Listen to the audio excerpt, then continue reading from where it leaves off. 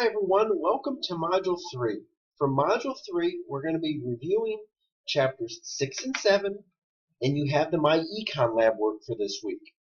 It's not the discussion board like you're used to, it's just going to be the MyEcon Lab work as well, or MyEcon Lab work. So make sure to focus on the number of attempts and doing the best you can. So let's go over some of the concepts. We're going to review Chapter 6.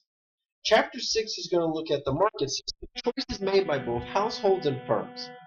And when we look at the circular flow diagram, you'll notice that we're trying to connect where firms and households interact, and they interact in two different markets, the goods and service market and the capital or the product market. You'll notice that firms will supply goods in the in the product market, where households will buy goods and services.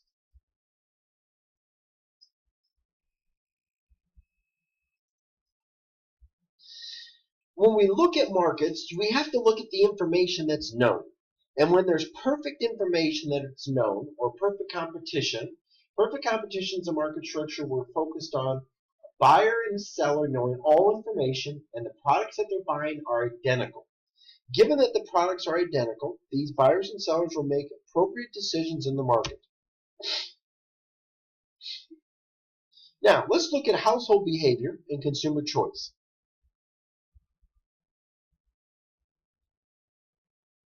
First thing we're going to look at is a budget constraint.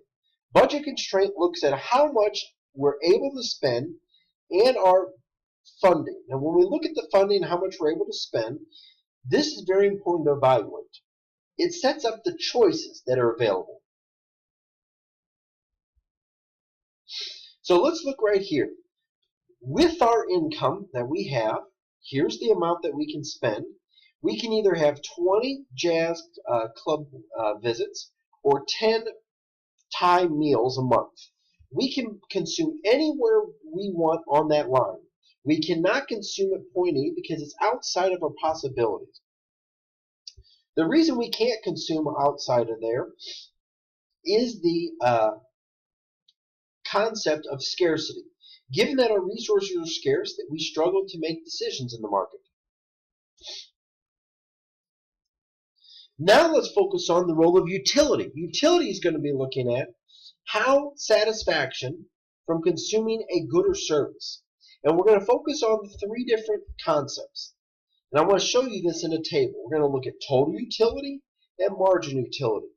Total utility is focused on how much satisfaction we get from consuming the amount of goods and services listed. So if I get one trip per week, trips to the club, if I do one trip, I get 12 utils of satisfaction.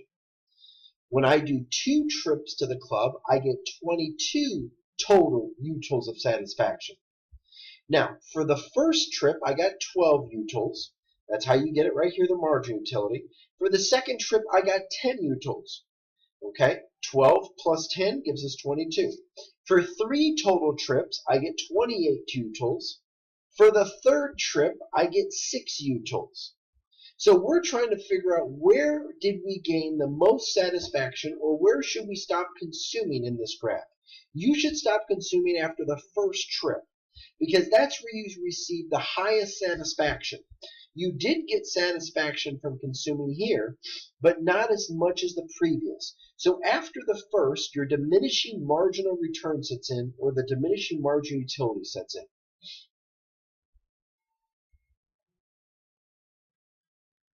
Now we focus on the diminishing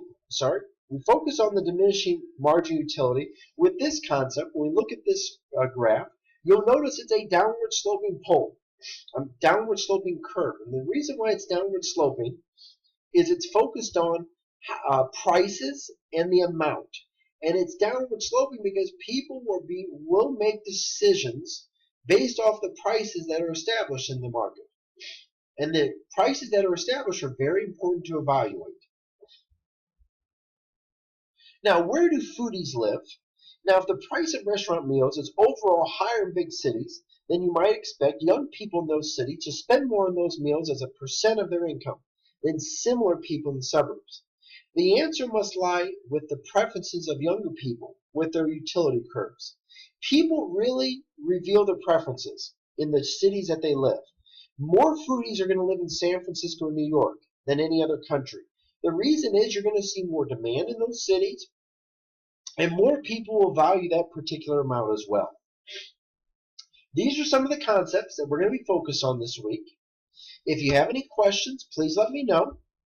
But I look forward to your effort this week, and make sure to focus on your attempts with the My Econ Lab as well.